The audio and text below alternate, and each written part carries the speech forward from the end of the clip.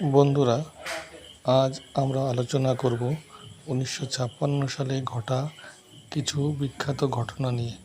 1956 সালে যে বিখ্যাত ঘটনা ভারতবর্ষের বুকে ঘটেছিল, সেই সমস্ত ঘটনা নিয়েই আমাদের আজকের আলোচনা।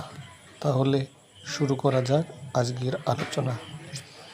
1956 সালে সর্বপ্রথম যেটা ঘটেছিল সেটা হলো ভারতবর্ষের প্রথম ভাষাভিত্তিক রাজ্য অন্ধ্রপ্রদেশ গঠিত হয়।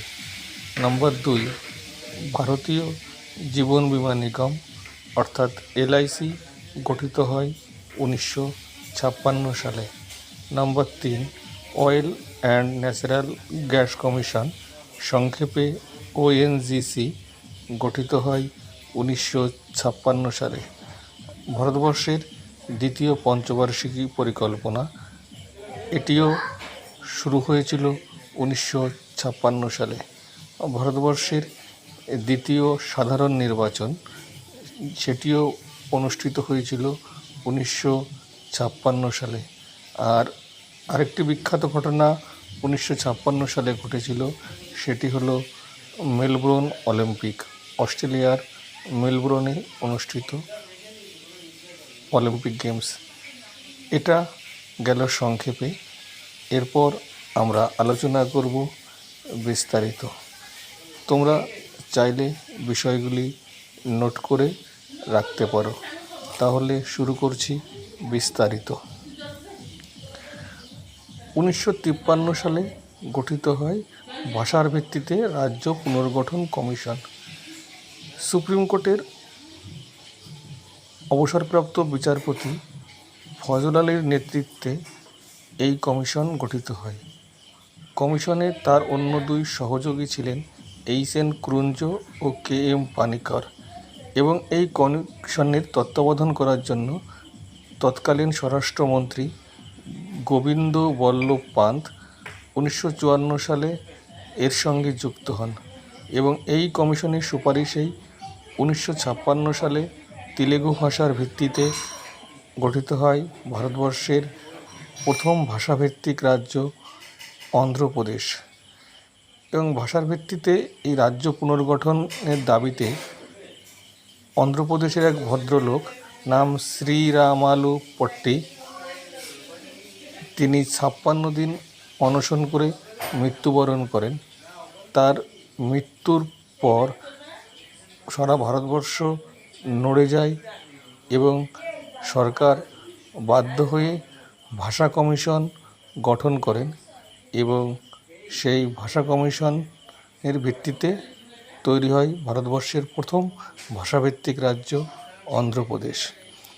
2 নম্বরে LIC গঠিত হয় 1956 সালে। LIC অর্থাৎ ভারতীয় জীবন বীমা নিগম, যার প্রধান কার্যালয় মুম্বাইতে, এবং LIC অর্থাৎ ভারতীয় জীবন বীমা নিগমের বর্তমান অধ্যক্ষ SK রয়। এটা ছিল 2 নম্বর। এবার আমরা আসব পরবর্তী প্রশ্নে। পরবর্তী যে ঘটনাটি ঘটেছিল 1956 সালে, সেটি হলো ONGC অর্থাৎ oil and natural gas commission গঠিত হয়। এর প্রধান কার্যালয় দিল্লিতে। এখানে আমার ভুলবশত মুম্বাই লেখা হয়ে গেছে। এর প্রধান কার্যালয় দিল্লিতে, এবং এর বর্তমান চেয়ারম্যান শশী শঙ্কর বর্তমান চেয়ারম্যান। 56 সালে শুরু হয়েছিল 1956 সালে দ্বিতীয় পঞ্চবার্ষিকী পরিকল্পনা। এই পঞ্চবার্ষিকী পরিকল্পনার মডেল ছিল মহালানবিশ মডেল, এবং এই পঞ্চবার্ষিকী পরিকল্পনার প্রধান উদ্দেশ্য ছিল ভারতবর্ষের শিল্পের বিকাশ, এবং এই পরিকল্পনা কমিশনের কারণেই ভারতবর্ষে কয়েকটি বড় বড় শিল্প কারখানা গড়ে ওঠে। 5 নম্বরে 1956 সালে ভারতবর্ষে অনুষ্ঠিত হয় দ্বিতীয় সাধারণ লোকসভা নির্বাচন। 1951 সালের পর 1956 সালে এই লোকসভা নির্বাচন অনুষ্ঠিত হয়। এই নির্বাচনে ভারতের জাতীয় কংগ্রেস দ্বিতীয়বারের জন্য ক্ষমতায় আসে এবং জওহরলাল নেহেরু ভারতবর্ষের প্রধানমন্ত্রী হিসাবে শপথ গ্রহণ করেন।